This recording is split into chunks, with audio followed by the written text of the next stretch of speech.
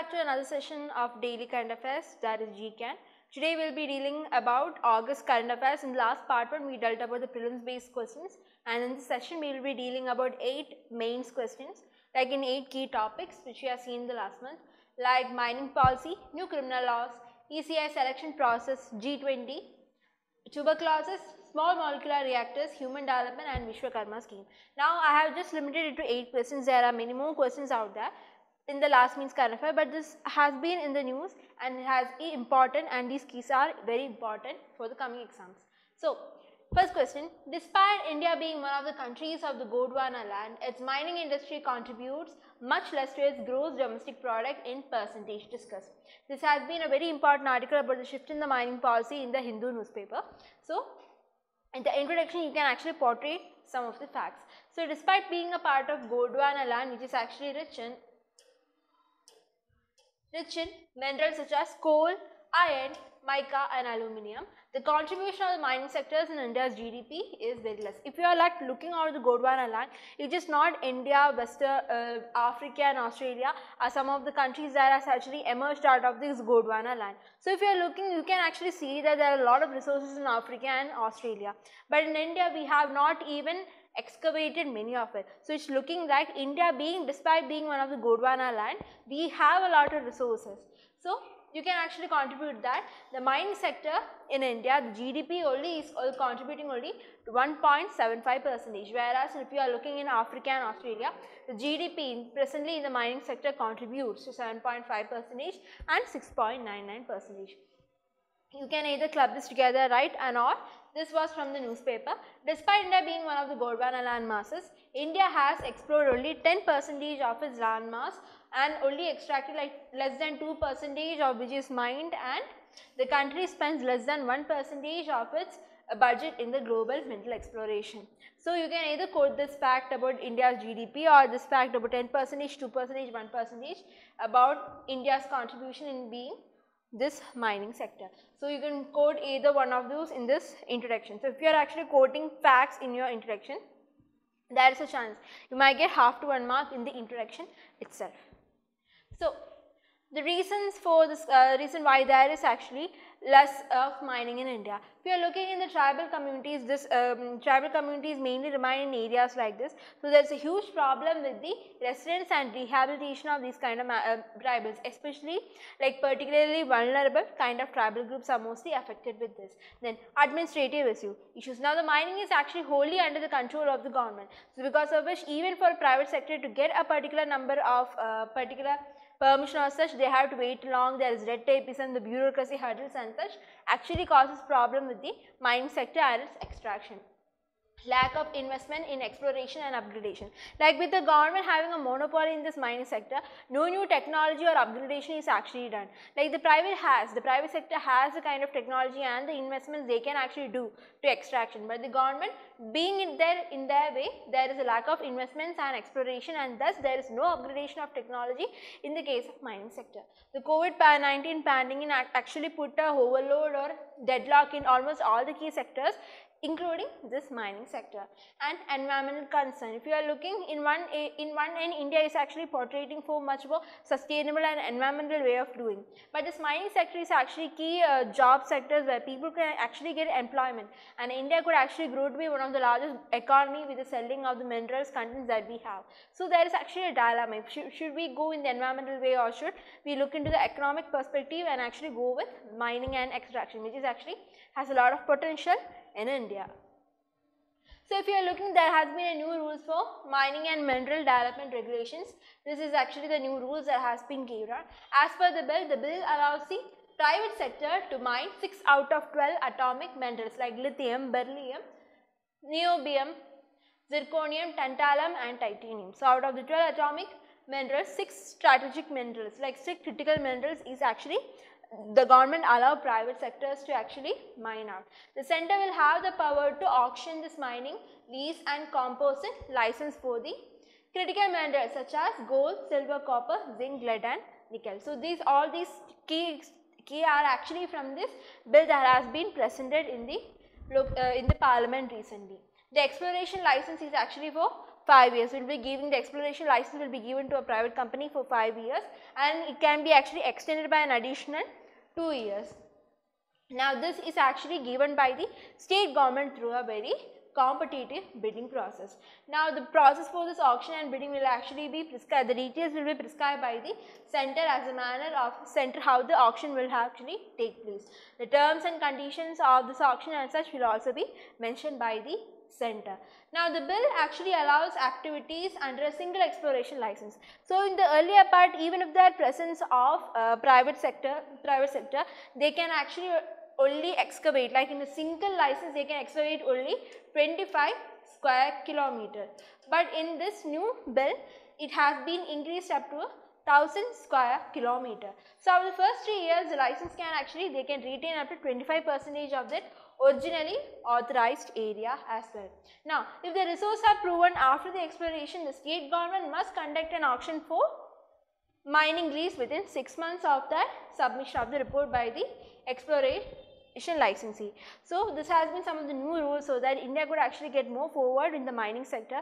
Now all this increase in the mining, it would actually boost the private investment, bring in new investments, new technologies for upgradation. We can actually better explore, because as I have told you, there is 10, 2 and 1. Only we have explored 10% of the land mass. Only 2% of the 2% has been extracted, and our budget is less than 1%. So it's very important that we actually put forward, like the other countries like China, US, Australia, Africa, they have exploited or explored most of their mineral content. So India is actually lagging behind in the sector. We are importing majority of it, and this import is actually taking toll of our budget, and majority of the money actually goes away with this import of the critical minerals. So it's important that India has a startup and development so that India could actually be one among the other countries who actually can produce the minerals of their own.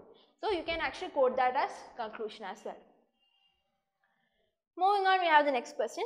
Can small modular reactors help India achieve its net zero target? Comment 250 words. So small modular reactors are part of the nuclear power plants. We have the large, medium, small and micro modular reactors. If you are looking for nuclear power plants, they are much more sustainable and they have very low emissions compared to other forms of electricity generations. So now presently about 10% of the world's electricity is actually generated from nuclear power plants. The nuclear power plants are more efficient uses of land, and they can actually, the land and the grid integration costs are lower than those which are actually associated with the variable renewable energy, other renewable sources like the solar and such. When there is need for requirement of longer grid systems, but with the help of nuclear power plant, the land is very less, the grid integration also costs very less, and they now generate up to 10% of the world's electricity currently. It reduces the demand of the natural gas, and it actually reduces the carbon emission by 1.5 billion tons of carbon emission every year. Or this is one statement you can actually quote about the nuclear power plants, as SMR comes under this. So, or you can actually give out the definition of small modular reactors. They are nuclear reactors. They have maximum capacity of about 300 megawatts, and this SMR can be installed in decommissioned thermal power plant, which means that we don't need to look for new land or new facilities and start from scratch.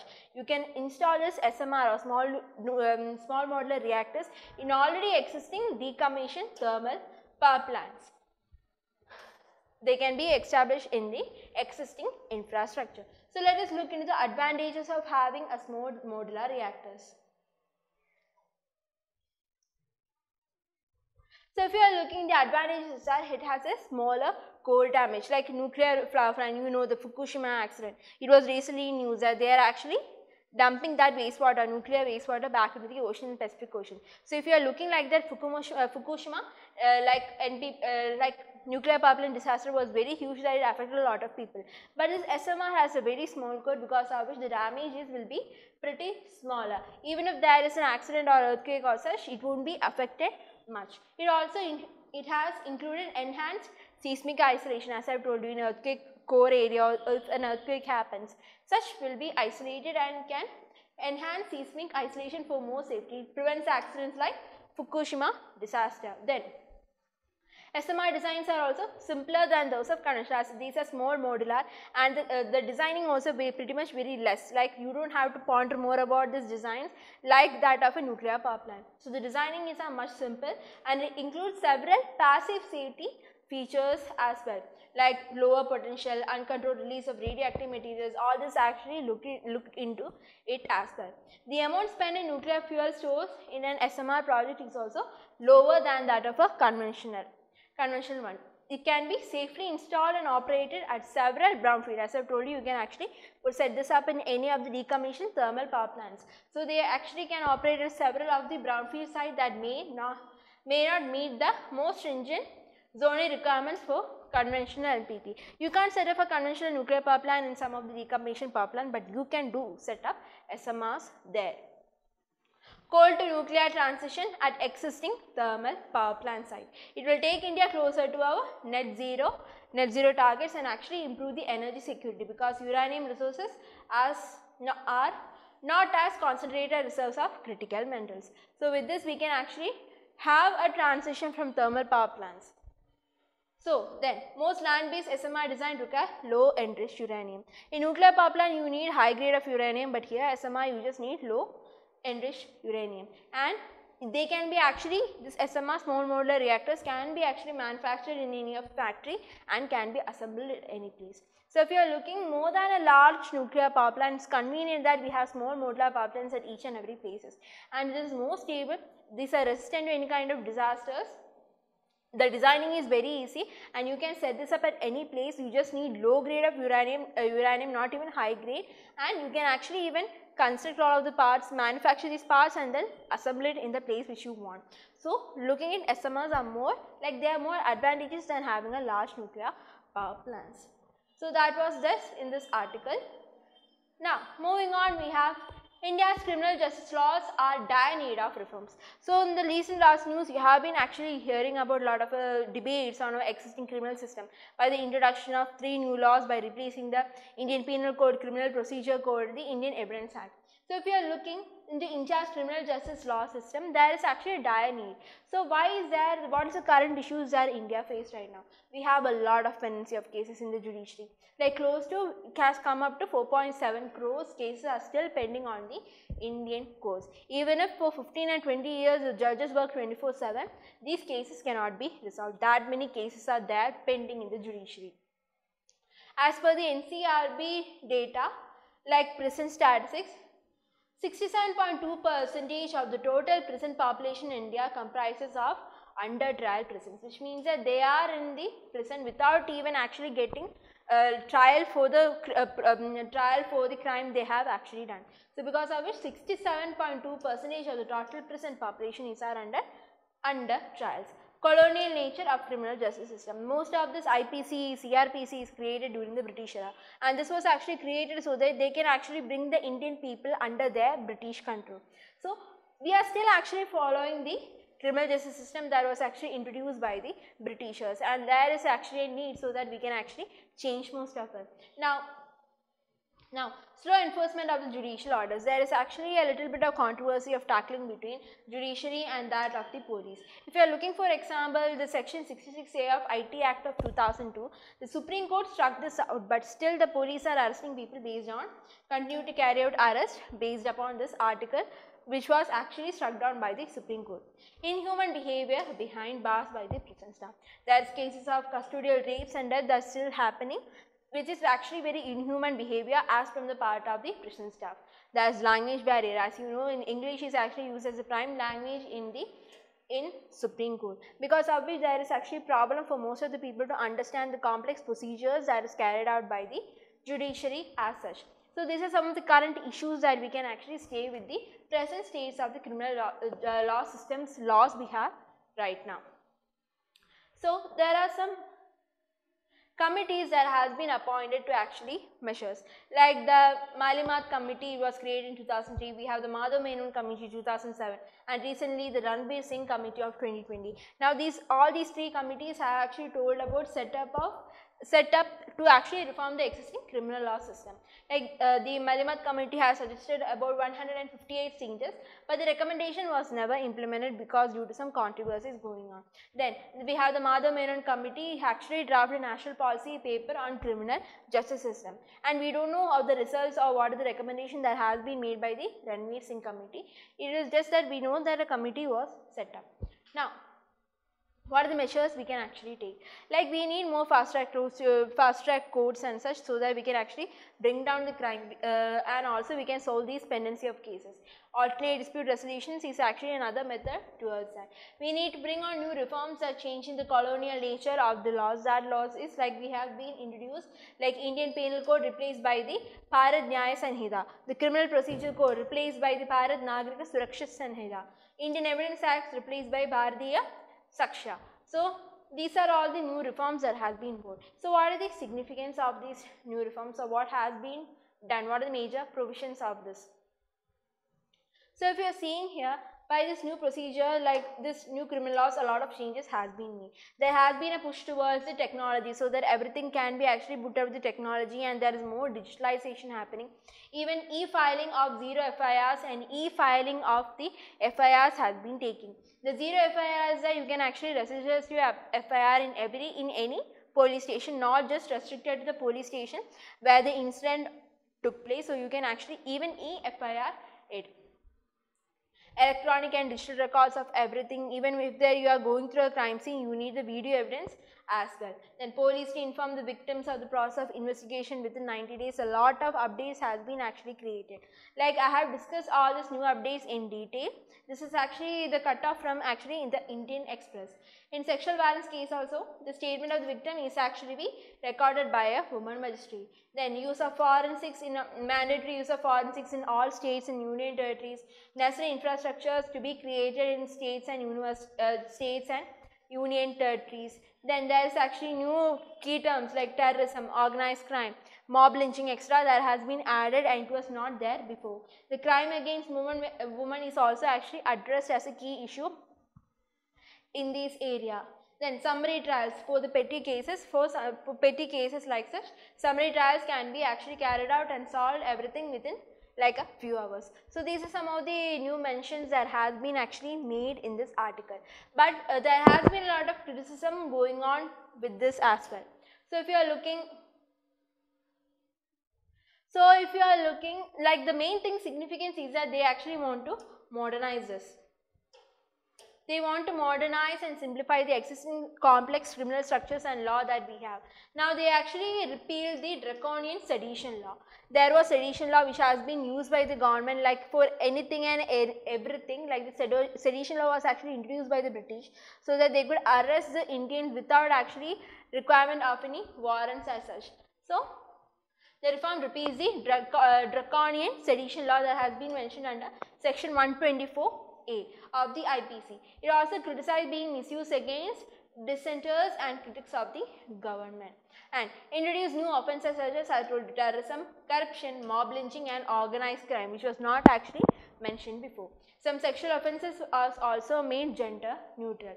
There was increased use in electronic evidence and forensics during the investigation, prosecution and such. So there has been a lot of development. So to be in fast pace with the current century and the current year, there is a requirement that the draconian criminal laws be actually changed. But the thing is that there is criticism and a lot of areas has not been actually under concern for the government. So if you are looking, large part of these bills were simply reproduced from the existing provisions. Then what is the use of bringing in reforms? There were addition of new key terms, there is removal of new key terms, but largely 90% of the bill was actually similar to the existing laws of IPC, CRPC and Indian Evidence Act. The government has also stated that sedition law was actually removed, but they just removed the word sedition laws and they actually reintroduced it under section 150 of the Bharat Nyaya Sanhita, which is actually defined as endangering sovereignty, unity and integrity of India. They just removed the term sedition law and added to a new section under section 150 under Bharat Nyaya Sanhita, and which key termed as endangering sovereignty, unity and integrity of India. Then overcrowded prison, as I have told you, there was a lot of 67.2% of people are still under trials, and it was in dire need that the people that the under trials be actually that thing be reformed. But this kind of overcrowded prisons and its under trials was actually not duly addressed under this new laws. There was also no real information on the methodology that the expert committee actually adopted. Like as I have told you, Ranbir committee in 2020. We don't know if actually the government has actually referred to these committees or such.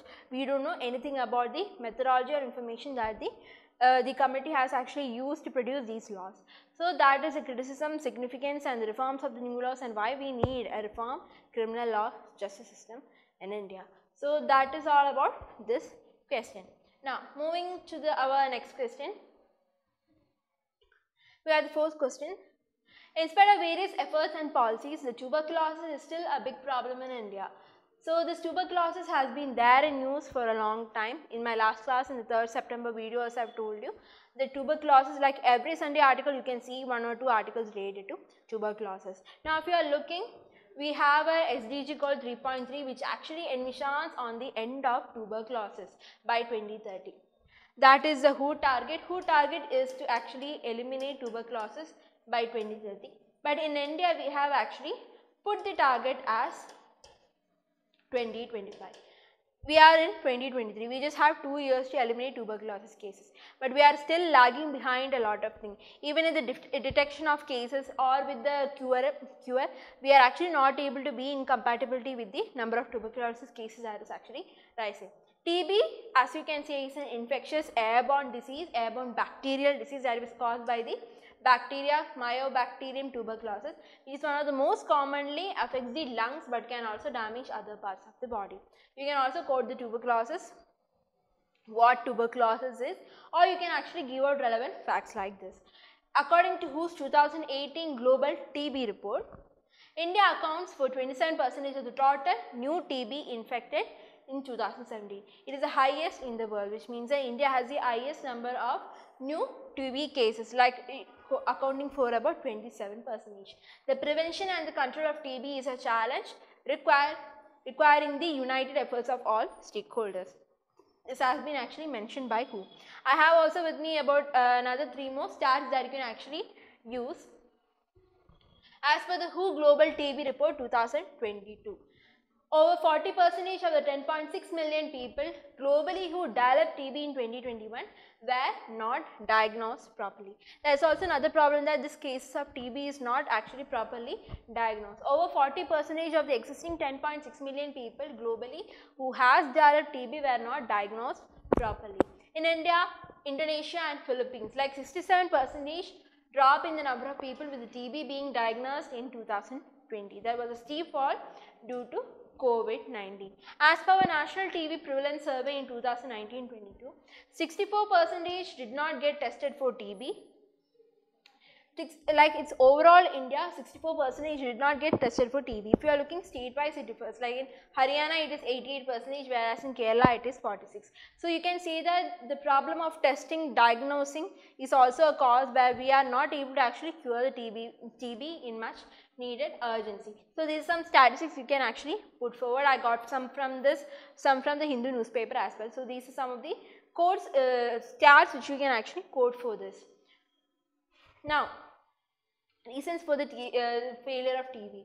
The first case is poverty. Because of poverty, there is actually lack of nutrition, nutritious food, there is undernutrition, malnutrition as well as poor and non-hygienic way of living.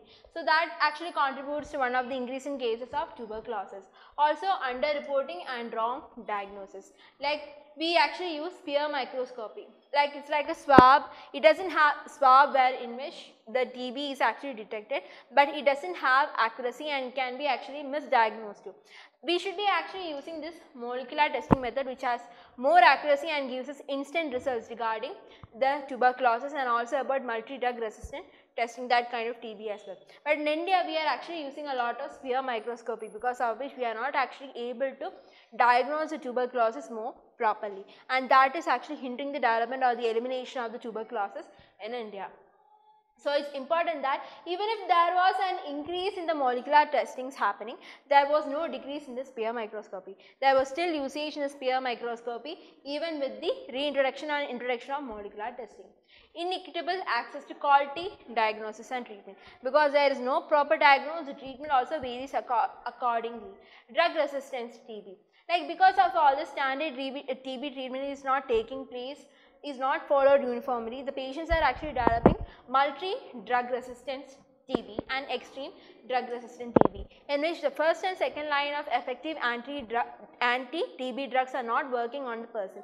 Now they need another and expensive medicine, like for multi-drug resistant they might need bedaquiline to actually treat the drug resistant TB. Then outdated drugs. It is only recently that bedaquiline and delamdin drugs to treat MDR TB has been actually rolled out, and it was not being used before. Now issues with revised national TB control program at the state level is another problem, because they are not rolled out effectively. And apart from this, we have additional challenge, like we need trained personnel. If we are using molecular testing apart from the smear testing, sphere microscopy, we need the kind of resources and trained staff so that they can actually run these tests successfully. These are kind of advanced molecular testing. We are in need of advanced molecular testing as well, and the latest NAT based molecular tests are in dire need as well.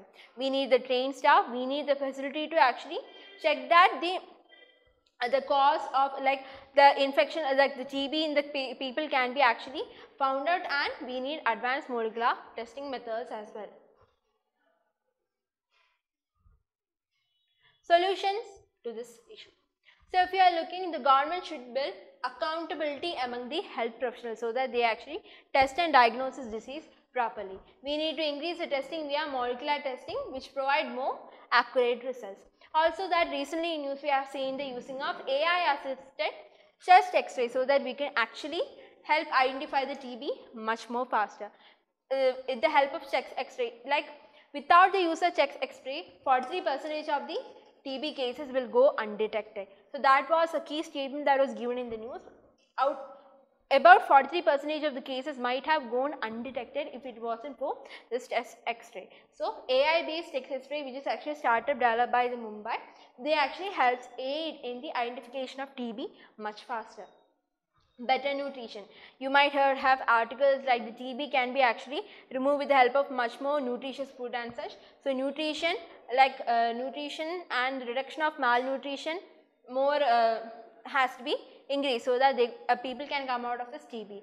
All hospitals should create an aftercare system in which every TB cases should be followed by regularly at the periodic intervals. Also, we need to invest more on the research and development in the case of tuberculosis with the new drug regimens for responsibility to spread the drug resistant strains. We must also provide both treatment and legal literacy to people with tuberculosis. So these are some solutions and methods you can actually get and adopt so that we can actually eliminate TB. You need to make, like, TB is very important as it has been in news for like over a month.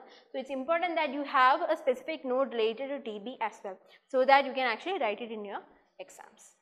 Moving on to our next topic, we have, despite consistent experience of high growth, India still goes with the lowest indicators of human development. Examine the issues that make balanced and inclusive development elusive.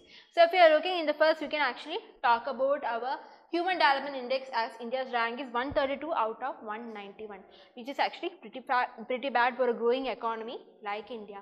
While India is actually surging ahead in terms of GDP growth, but we have like growing in GDP development. India is the fifth largest economy and such. India is growing in terms of GDP, but we are actually lagging behind performance like Human Development Index and such. So you can actually mention that in your introduction.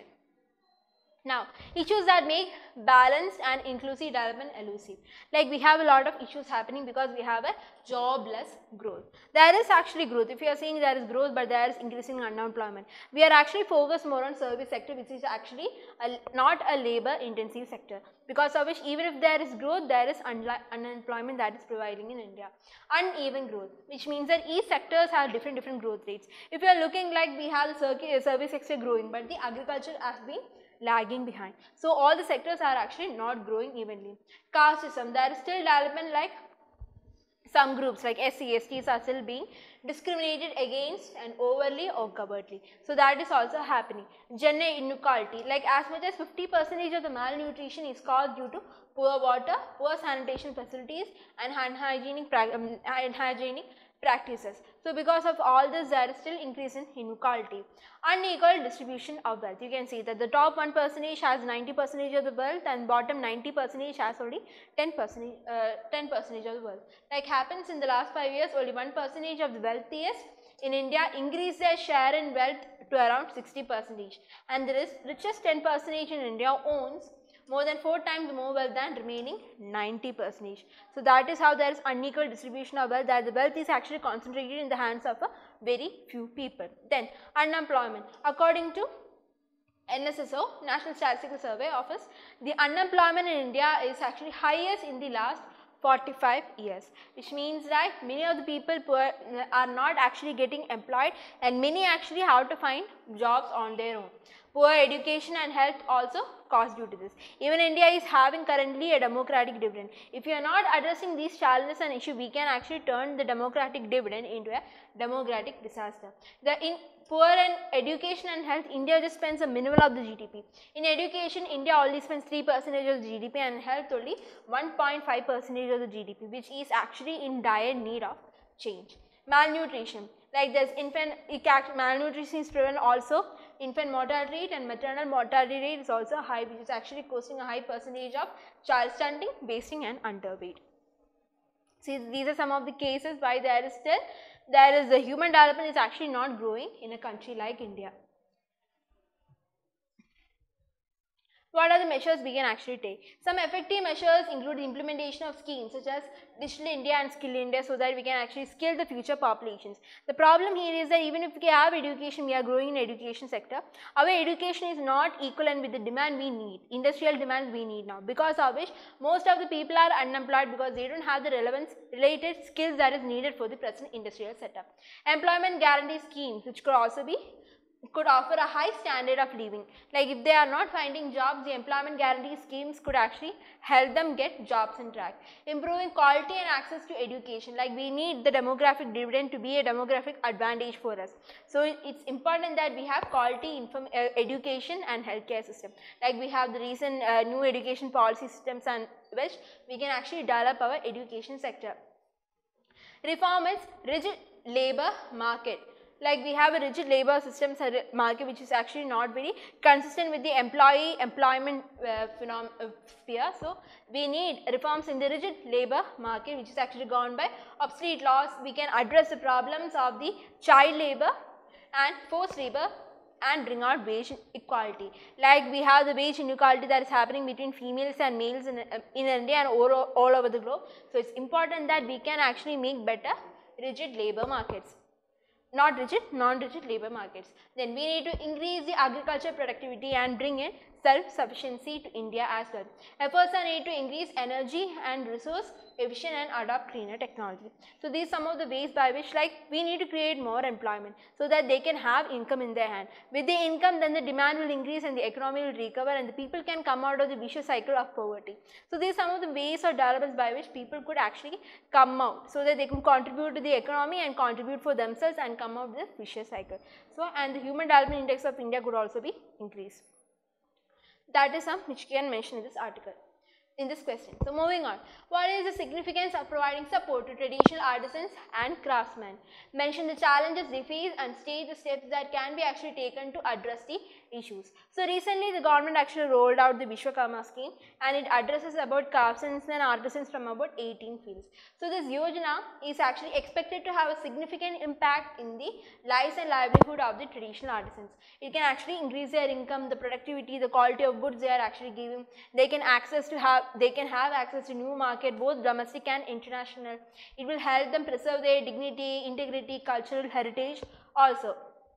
It will actually contribute overall to the development of the rural economy and society. So if you are looking here, what are the challenges they actually face. So if you are looking lack of awareness of government schemes, this is not just restricted to this artisans and craftsmen. This is a major problem that government actually rolls out a lot of schemes, and because of the lack of awareness, people cannot properly utilize these resources. Lack of coordination between multiple government agencies. So if there is actually a rollout of any of the policies, it might be actually between different coordination between the different ministries, which is actually not taking place correctly. So because of this lack of coordination also, it hampers the developments or the promotion of the scheme that has been rolled out. Lack of innovation. Now this is actually a major problem. So if you are looking at the traditional art crafts and such, the artisans are actually not ready to adopt new technologies or modernize the traditional craft, because of which there is no new development, they lose the market and there is reduced competition in this sector also. So that is also a problem that is taking place with traditional art crafts.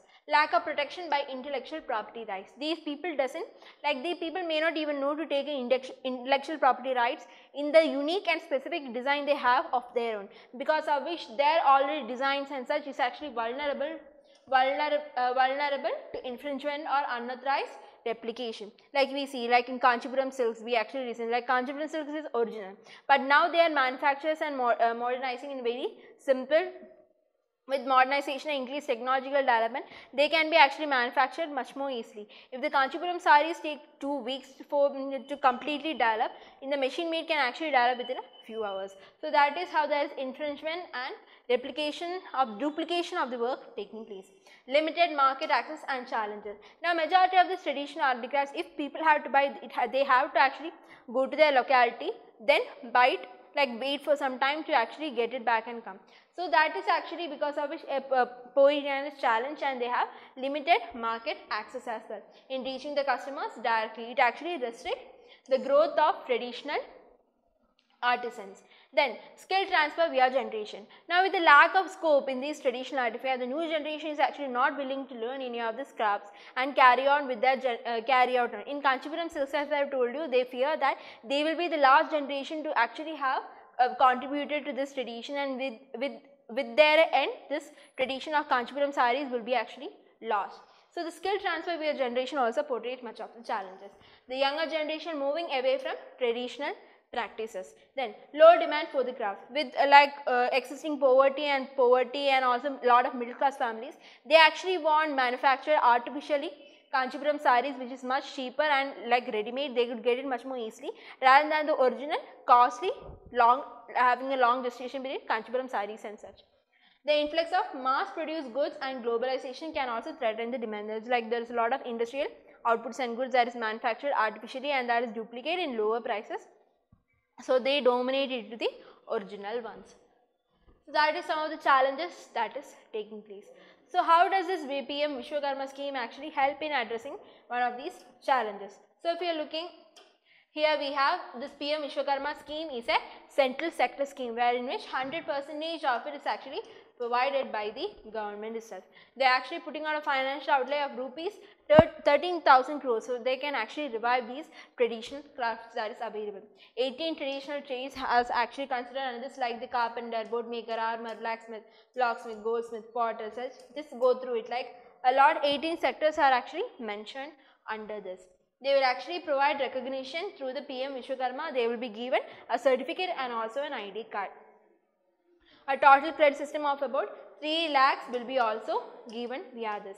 The scheme also focuses upon skill upgradation and toolkit and such. So that is the PM Vishwakarma scheme. You can actually end it with this scheme. So it started with the scheme and ended with how the PM Vishwakarma scheme would help the people, like people actually cover their tradition and provide recognition to their traditional handicrafts and such. So that is about this topic. Now moving on, India needs a UCC, Uniform Civil Code, that will actually serve as a powerful instrument for the promotion of equality and justice for all citizens. So in news we have the 22nd Law Commission coming up, and this UCC has been in debate for a long time for its implementation or not.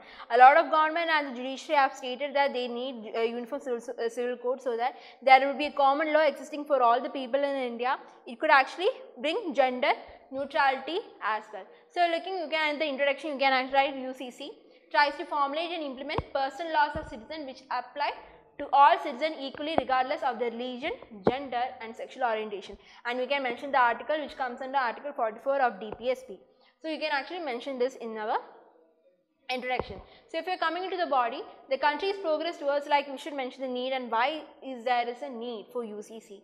The country's progress towards social harmony, economy and gender justice has been hampered by the absence of a UCC. Like all the laws, all the religion have their own personal laws, how they actually put out, because of which there is gender inequality, the women are suffering, and there is a lot of discrimination and untouchability still taking place. So because of it there is a disturbances in the social harmony, economic and gender justice is actually not met. So because of which we actually need the implementation of a UCC. India is home to many religions, we have a lot of castes, we have a lot of subcastes and religion, and there is actually distinct personal laws governing each of this religion as well, which actually talks about the marriage, divorce, inheritance, succession, adoption as such. The absence of UCC has perpetuated inequalities and inconsistencies. So that is what is happening in the absence of UCC. The absence of uniform civil code has been a hindrance in the nation's progress to actually attain social harmony, economic and gender justice.